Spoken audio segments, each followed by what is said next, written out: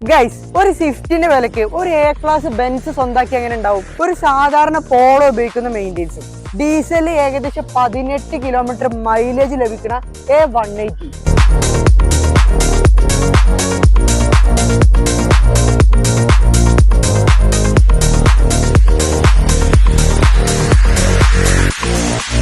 രണ്ടായിരത്തി 13 model single owner ആണ് കേട്ടോ.